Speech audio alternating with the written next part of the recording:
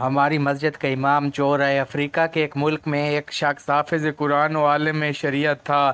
اسی سبب ایک مقتدی نے رمضان المبارک میں ان کو افطار میں اپنے گھر بلایا۔ عالم جی نے دعوت قبول کی اور افطار کے وقت اس مقتدی کے گھر پہنچے اور وہاں ان کا بہت شاندار استقبال کیا گیا۔ افطار کے بعد عالم دین نے میزبان کے حق میں دعا کی اور واپس چلے گئے۔ مقتدی کی زوجہ نے عالم کے جانے کے بعد مہمان خانہ کی صفائی ستھرائی کی تو اسے یاد آیا کہ اس نے کچھ رقم مہمان خانہ میں رکھی تھی، لیکن بہت تلاش کے باوجود وہ رقم اس عورت کو نہیں ملی اور اس نے اپنے شوہر سے پوچھا کہ کیا تم نے وہ رقم لی ہے؟ شوہر نے جواب دیا نہیں، اور پھر اس نے یہ بات شوہر کو بتا دی کہ مہمان کے علاوہ کوئی دوسرا فرد ہمارے گھر نہیں آیا اور ہمارا بچہ دوسرے کمرے میں تھا اور جھولے میں رہنے والا اتنا چھوٹا سا بچہ چوری نہیں کر سکتا۔ بالآخر دونوں اس نتیجے پہ پہنچے کہ رقم مہمان نے چوری کی ہے، اور یہ سوچتے ہوئے میزبان کے غم و غصے کی انتہا نہ آ رہی کہ ایسا کیسے ہو سکتا ہے کہ ہم نے اتنے عزت و احترام کے ساتھ اپنے گھر بلایا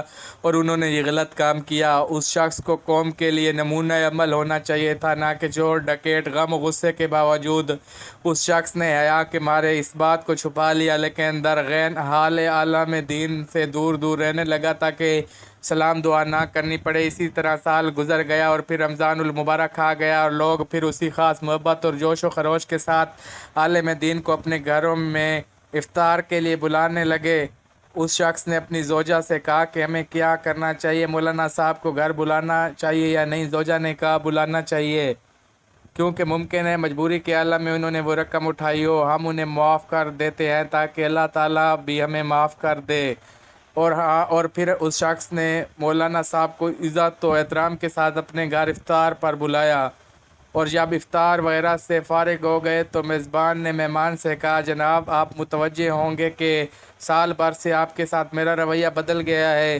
عالم نے جواب دیا ہاں، لیکن زیادہ مصروفیت کی وجہ سے میں تم سے اس کی وجہ معلوم نہ کر سکا۔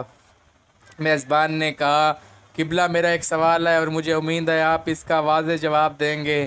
پچھلے سال رمضان المبارک میں میری زوجہ نے مہمان خانے میں کچھ رقم رکھی تھی اور پھر وہ رقم اٹھانا بھول گئی اور آپ کے جانے کے بعد ڈھونڈنے کے باوجود وہ رقم ہمیں نہیں ملی۔ کیا رقم آپ نے لی تھی؟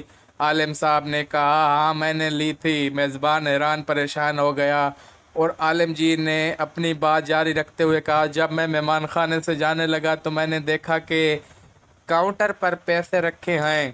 چونکہ تیز ہوا چل رہی تھی اور نوٹ ہوا سے ادھر ادھر اڑ رہے تھے، لہذا میں نے وہ نوٹ جمع کیے اور میں وہ رقم فرش کے نیچے یا کہیں اور نہیں رکھ سکا کہ ایسا نہ ہو تم وہ رقم نہ ڈھونڈ سکو اور پریشان ہو جاؤ۔